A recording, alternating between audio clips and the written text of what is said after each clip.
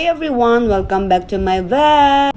Today is a very special day for me because finally, hawak ko ng aking passport! Alam nyo ba guys, super happy and excited ako dahil matagal ko na itong pinangarap. To be honest guys, ilang years ko rin itong hinintay dahil hindi ako makapag-apply agad ng passport. Maraming kasing error sa aking birth certificate na kailangan mo nang ipaayos. It was a long journey. Man ako sa iba't ibang proseso, requirements, documents at mahabang paghihintay.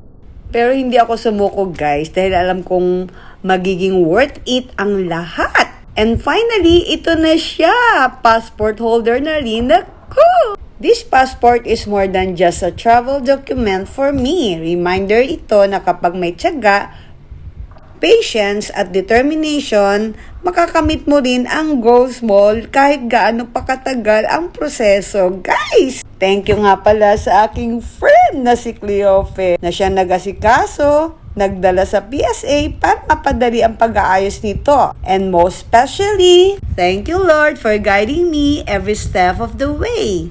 One dream unlocked! As you can see guys, tignan mo, super happy ako talaga dyan dahil sobrang ngiti ko dyan dahil hawak ko na ang aking passport.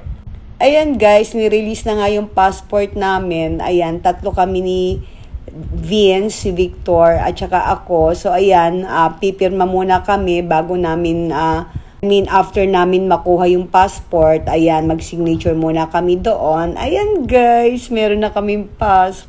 So guys, ayan, mag-aantay lang kami kung ano ang aming country, ang yabang na aming pupuntahan. Ayan guys, yun talagang sobrang tuwan-tuwa ka dahil nga first time mong magkaroon ng passport. Kasi nga talagang nawawalan na ako ng pag-asa dahil sa daming mali talaga na aking birth certificate. Talagang hindi ko siya maayos. Pero ngayon guys, one dream unlocked! So ayan na nga guys, si husband yung last. So ayan, iniintay na lang namin at mag-picture nga kami sa front ng DFA with our passport. So dahil lunchtime na yan, kumain muna kami sa Zerk's Burger. Ayan guys, sobrang napadami yung aming in-order. Yung iba na take home na lang namin dahil hindi na nga ako kumain ng rice.